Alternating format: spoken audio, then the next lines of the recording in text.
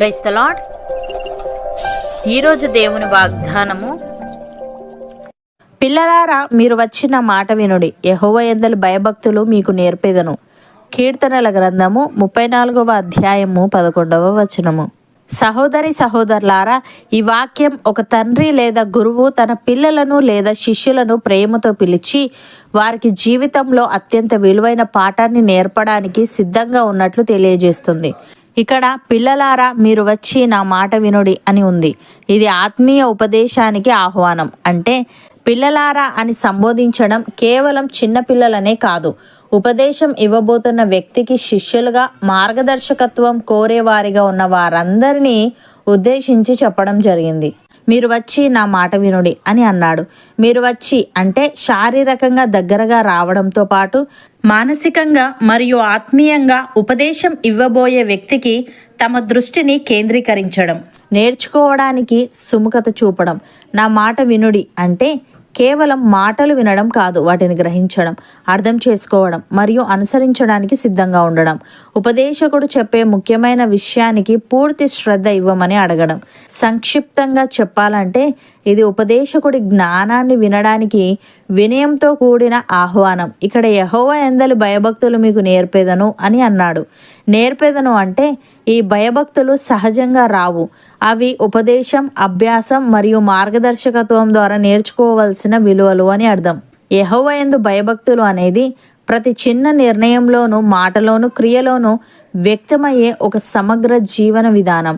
ఇది మన జీవితమంతా దేవుని మహిమను ప్రతిబింబించడానికి ప్రయత్నించే నిబద్ధత. ఉదాహరణకు, దేవుడు అబ్రహామును తన ఏకైక కుమారుడైన ఇస్సాకును బలి ఇవ్వమని అడిగాడు. అబ్రహాము ఎటువంటి సందేహం లేకుండా దేవుని ఆజ్ఞకు లోబడి ఇస్సాకును బలి ఇవ్వడానికి సిద్ధపడ్డాడు. అబ్రహాము కత్తి తీసినప్పుడు దేవుని దూత ఆగిపోమని చెప్పి, నీవు దేవునికి భయపడుచున్నావని నాకిప్పుడు తెలియను అని అన్నాడు. దేవుని ఆజ్ఞకు లోబడడం మరియు ఆయనపై అపారమైన విశ్వాసం ఉంచడం నిజమైన భయభక్తికి నిదర్శనం. అలాగే యోసేపు పోతిఫర్ ఇంట్లో ఉన్నప్పుడు పోతిఫర్ భార్య యోసేపును శోధించడానికి ప్రయత్నించింది.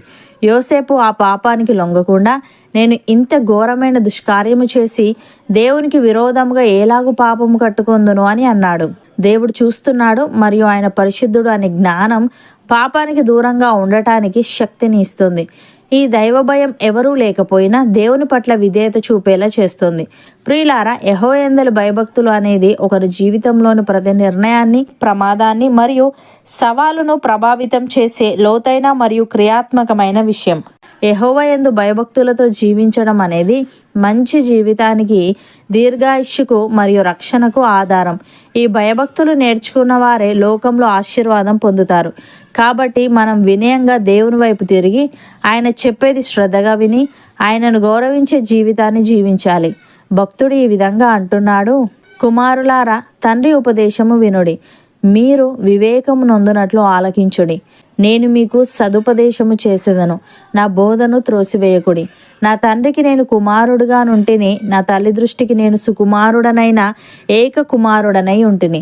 ఆయన నాకు బోధించుచు నాతో ఇట్లా నేను, నీ హృదయము పట్టుదలతో నా మాటలను పట్టుకొననిమ్ము, నా ఆజ్ఞలను గైకొనిన ఎడల నీవు బ్రతుకుదువు అని. ప్రియులారా, జీవార్థమైన ఉపదేశమును అంగీకరించువానికి జ్ఞానుల సహవాసము లభించును. శిక్ష నొందనొల్లని వాడు తన ప్రాణమును తృణీకరించును. గద్దింపును వినువాడు వివేకి అగును. యెహోవా యందు భయభక్తులు కలిగి ఉండుట జ్ఞానాభ్యాసమునకు సాధనము. ఘనతకు ముందు వినయముండును. కీర్తనకారుడు ఈ విధంగా అంటున్నాడు, యెహోవా, నీ మాట చొప్పున నీ సేవకునికి నీవు మేలు చేసి ఉన్నావు. నేను నీ ఆజ్ఞల యందు నమ్మిక ఉంచి ఉన్నాను. మంచి వివేచన, మంచి జ్ఞానము నాకు నేర్పుము. శ్రమ కలుగక మునుపు నేను త్రోవ విడిచితిని, ఇప్పుడు నీ వాక్యమును అనుసరించి నడుచుకొనుచున్నాను. నీవు దయాళుడవై మేలు చేయుచున్నావు. నీ కట్టడలను నాకు బోధింపుము. గర్విష్ఠులు నా మీద అబద్ధము కల్పించుదురు, అయితే పూర్ణ హృదయంతో నేను నీ ఉపదేశములను అనుసరింతును అని.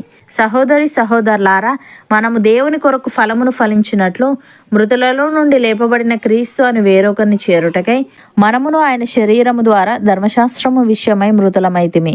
ఏలైనగా మనము శరీర సంబంధులమై ఉండినప్పుడు మరణార్థమైన ఫలమును ఫలించుటకై ధర్మశాస్త్రము వలననైన పాపేచ్ఛలు మన అవయవములలో కార్యసాధకములై ఉండెను. ఇప్పుడైతే దేని చేత నిర్బంధింపబడితిమో దాని విషయమై చనిపోయిన వారమై ధర్మశాస్త్రము నుండి విడుదల పొందితిమి గనుక మనము అక్షరానుసారమైన ప్రాచీన స్థితి గలవారము కాక ఆత్మానుసారమైన నవీన స్థితి గలవారమై సేవ చేయుచున్నాము. అవును అన్నవారు నాతో పాటు ప్రార్థనలో ఏకీభవించండి. పరిశుద్ధుడా, ప్రేమగల తండ్రి, పిల్లలారా మీరు వచ్చిన మాట వినుడి. యెహోవా యందలి భయభక్తులు మీకు నేర్పేదను అని. యెహోవా యందు భయభక్తులు అనేది ప్రతి చిన్న నిర్ణయంలోనూ, మాటలోనూ, క్రియలోనూ వ్యక్తమయ్యే ఒక సమగ్ర జీవన విధానమని, ఇది మా జీవితం అంతా నీ మహిమను ప్రతిబింబించడానికి ప్రయత్నించే నిబద్ధత అని నీవు తెలియజేశావు. తండ్రి, నీకు స్తుతులు. దేవా, మేము నీ ఉపదేశము విని వివేకము నొందునట్లు ఆలకించి నీ యందు భయభక్తులు కలిగి జీవించే వారంగా ఉండుటకు సహాయము దయచేయమని, జీవార్థమైన ఉపదేశమును అంగీకరించువానికి జ్ఞానుల సహవాసము లభించును గనుక, శిక్ష నొందనొల్లని వాడు తన ప్రాణమును తృణీకరించును గనుక, మేము నీ గద్దింపును వినేవారంగా ఉండుటకు కృపచూపమని, మంచి వివేచన జ్ఞానము మాలో ప్రతి ఒక్కరికి నీవే నేర్పమని యేసుక్రీస్తు నామమున ప్రార్థిస్తున్నాము తండ్రి. ఆమెన్.